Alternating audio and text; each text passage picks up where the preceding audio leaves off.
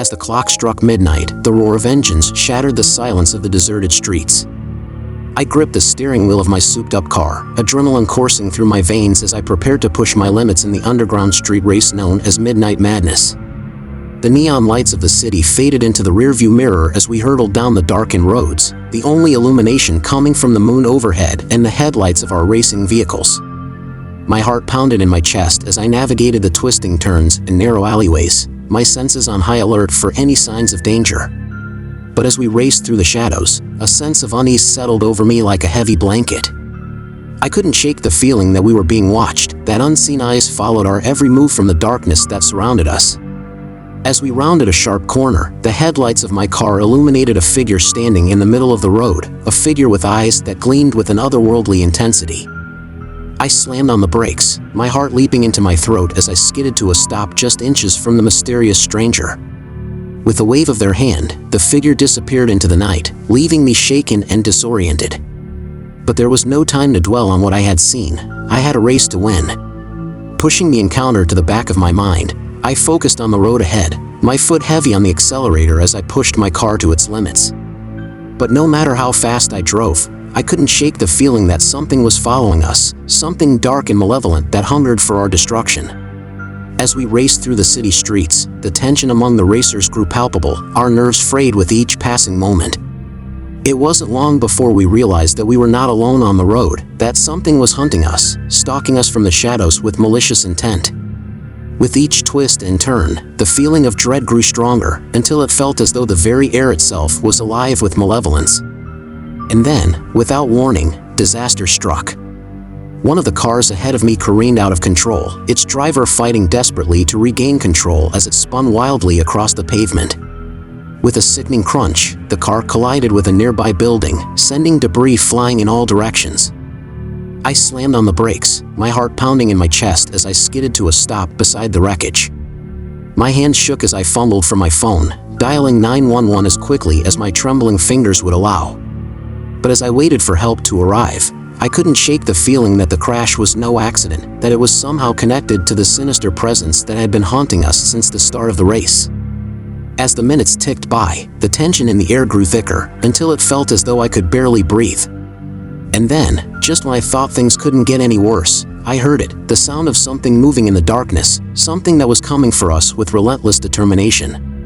With a sinking feeling in my stomach, I realized that our race for survival was far from over, that we were still being hunted, still being pursued by whatever malevolent force lurked in the shadows. But even as fear threatened to overwhelm me, a steely resolve took hold. I would not let whatever hunted us claim me without a fight. Gripping the steering wheel tightly, I revved the engine of my car, ready to face whatever horrors awaited us in the darkness. Let's hop onto story number 2, but before I begin reading, make sure that you have subscribed to Mr. Scare for regular horror podcasts.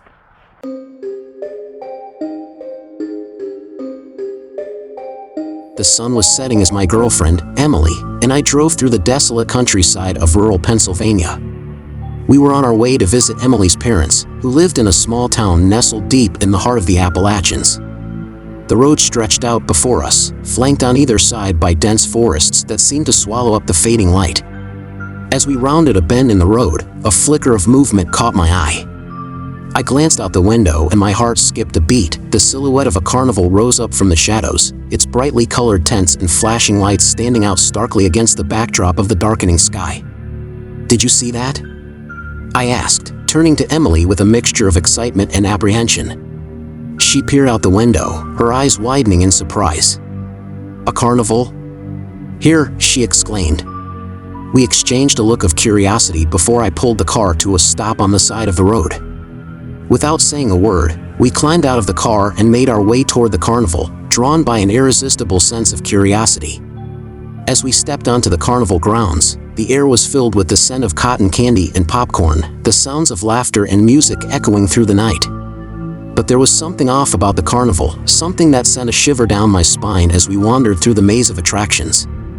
The rides were old and rusted, their paint peeling and their machinery creaking ominously with each turn of the gears.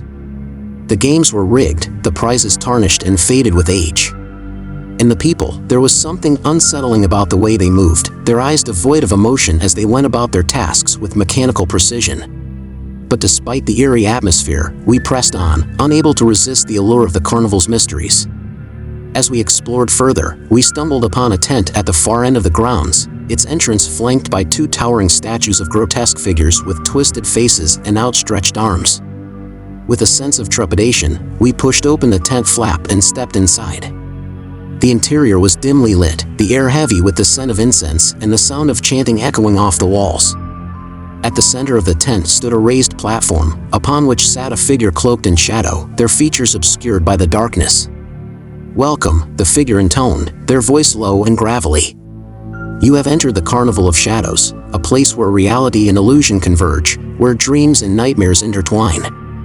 I exchanged a nervous glance with Emily, my heart pounding in my chest. What had we stumbled upon? And what did this mysterious figure want with us?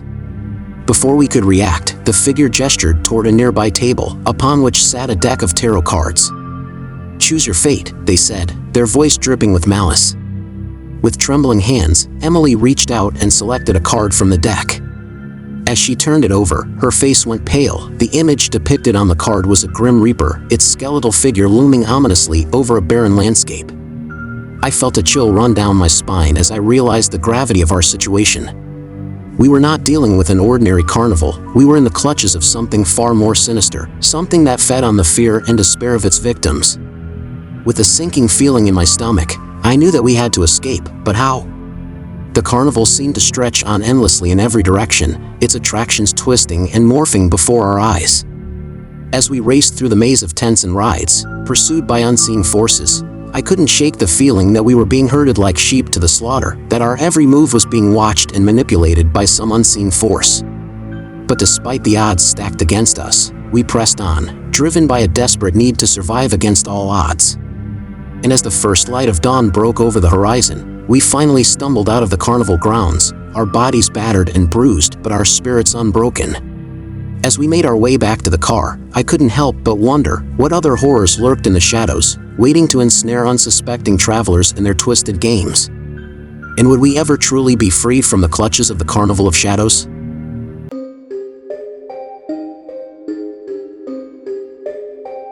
It was a crisp autumn evening when my family and I decided to take our newly inherited vintage car for a spin.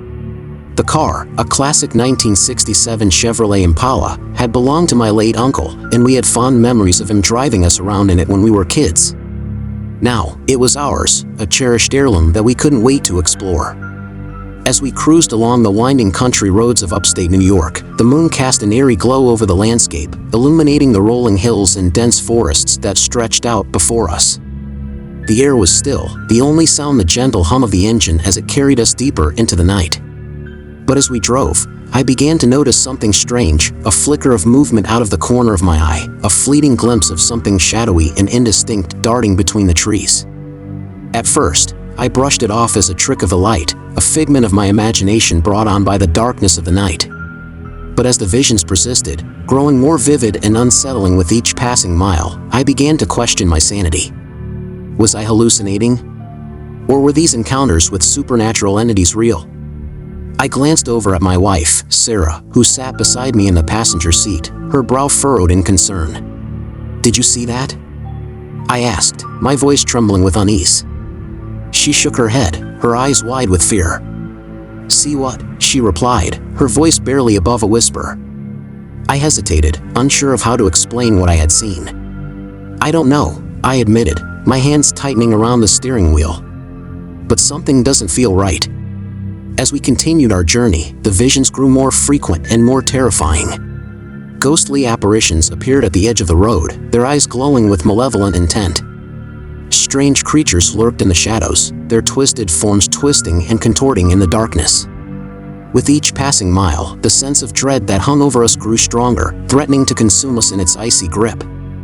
We were trapped in a nightmare, pursued by unseen forces that seemed intent on driving us to madness. But despite the overwhelming fear that threatened to engulf us, we refused to give up hope. With Sarah's hand clasped tightly in mine, we pressed on, determined to survive whatever horrors lay ahead. As we rounded a bend in the road, a blinding light pierced the darkness, illuminating the path ahead with an intensity that was almost blinding. I squinted against the glare, my heart pounding in my chest as I realized what lay before us, a portal, shimmering and ethereal, beckoning us to step through and escape the nightmare that had consumed us. With a surge of adrenaline, I slammed my foot down on the gas pedal, the engine roaring to life as we hurtled toward the portal with reckless abandon. And as we passed through its shimmering threshold, I felt a sense of relief wash over me, knowing that we had escaped the clutches of the supernatural entities that had pursued us. But as we emerged on the other side, the landscape around us shifted and changed, morphing into something altogether unfamiliar. We were no longer in upstate New York, but somewhere else entirely, a realm of darkness and despair, where the horrors of the night held sway. As we gazed out at the desolate landscape stretching out before us, I knew that our journey was far from over. We had escaped one nightmare, only to find ourselves plunged into another, more terrifying than anything we could have imagined.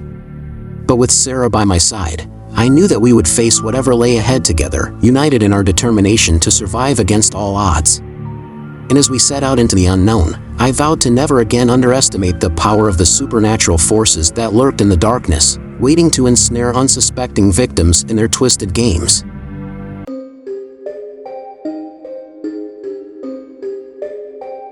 It was a crisp autumn evening when my friends and I decided to embark on a road trip through the countryside of rural Pennsylvania. We were eager to escape the hustle and bustle of city life and immerse ourselves in the natural beauty of the countryside.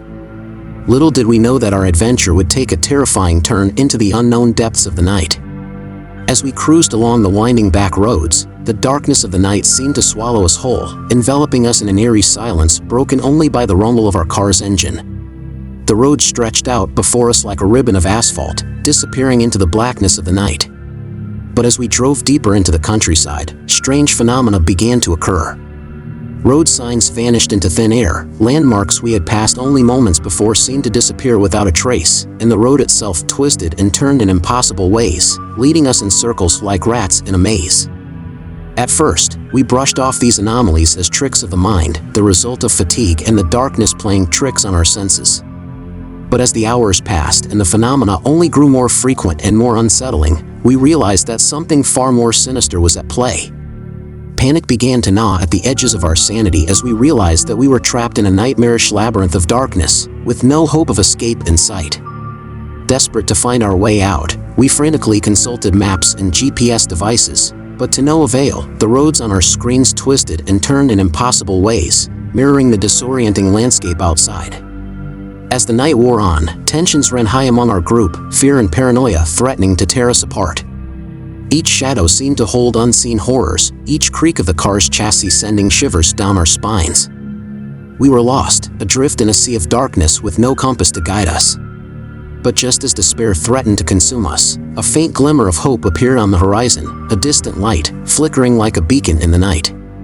With renewed determination, we followed its guiding glow, our hearts pounding in our chests as we drew closer and closer to salvation. As we rounded a bend in the road, the source of the light came into view, a small, run-down gas station, its neon sign flickering ominously in the darkness. Relief flooded through us as we pulled into the station's parking lot, our weary bodies sagging with exhaustion. But as we stepped out of the car and approached the station, a sense of unease washed over us. The air was heavy with the stench of decay, and the once bright neon sign now seemed to pulse with an otherworldly energy. We hesitated, unsure of whether to enter the station or continue on our journey, but the allure of shelter and safety proved too strong to resist. With a collective breath, we pushed open the door and stepped inside, the bell above the entrance jingling softly in the stillness of the night. The interior of the station was dimly lit, the flickering fluorescent lights casting long shadows that danced across the walls. The shelves were lined with dusty cans and bottles, and the air was thick with the smell of gasoline and grease. As we made our way deeper into the station, a sense of foreboding settled over us like a suffocating blanket. Something was not right here. Something dark and sinister lurked in the shadows, watching and waiting for the perfect moment to strike. And as we turned a corner and came face to face with the station's lone attendant, a chill ran down my spine. His eyes were sunken and hollow, his skin pale and gaunt, and a twisted smile played at the corners of his lips. "Welcome," he said, his voice a low, guttural growl. "You've stumbled upon the lost highway, a road that leads nowhere but darkness and despair." We recoiled in horror at his words, But before we could react, he lunged forward with unnatural speed, his hands reaching out to grab us with a strength that belied his emaciated frame. With a scream, we turned and fled, racing back to our car and slamming the door shut behind us. As we peeled out of the station's parking lot and back onto the road, the attendants' laughter echoed in our ears, a chilling reminder of the horrors that lurked in the darkness. And as we drove into the night, the lost highway stretching out before us like a yawning abyss, we knew that our nightmare was far from over. The road ahead was long and treacherous, and the horrors that awaited us were beyond imagining. But together, we would face whatever lay ahead, united in our determination to survive against all odds.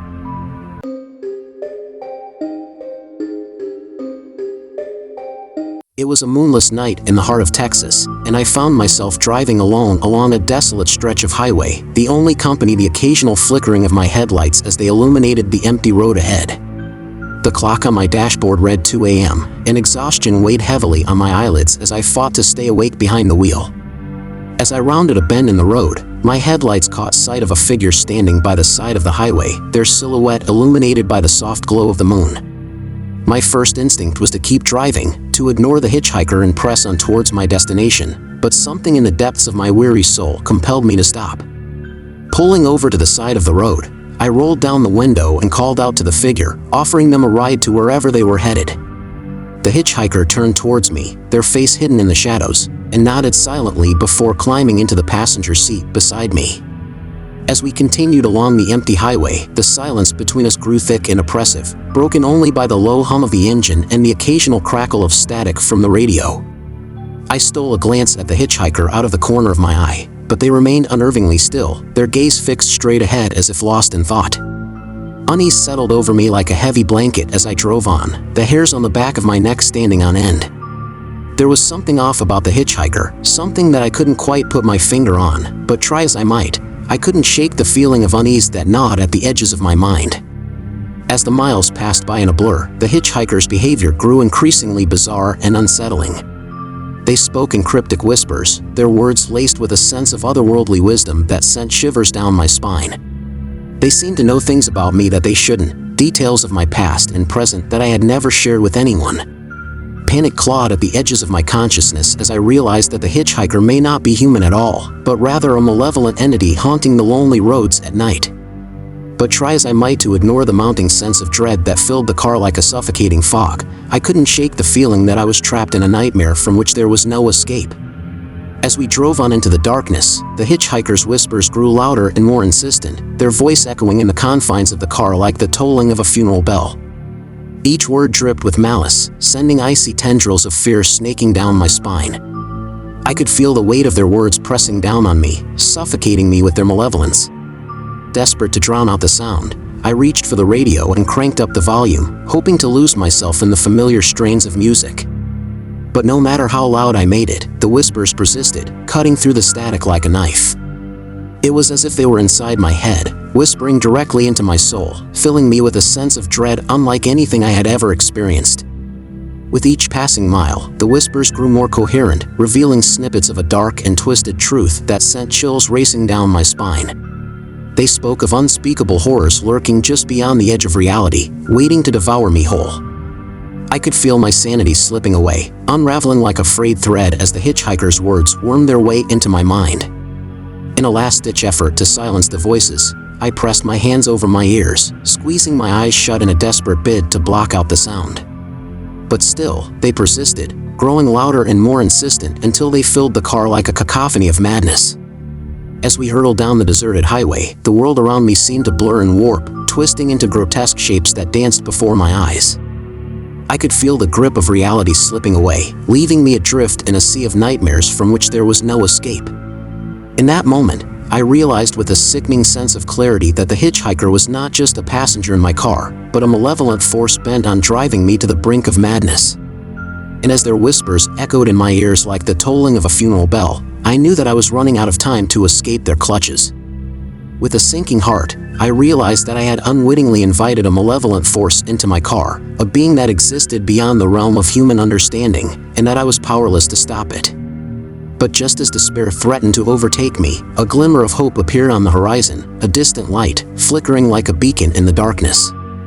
With renewed determination, I steered the car towards the light, my heart pounding in my chest as I prayed for salvation. As we drew closer to the light, I realized with a shock that it was not a sign of safety, but rather a harbinger of doom, a portal to another realm, a gateway to the unknown. With a cry of despair, I slammed on the brakes and brought the car to a screeching halt, the hitchhikers' laughter echoing in my ears as they vanished into the night, leaving me alone in the darkness.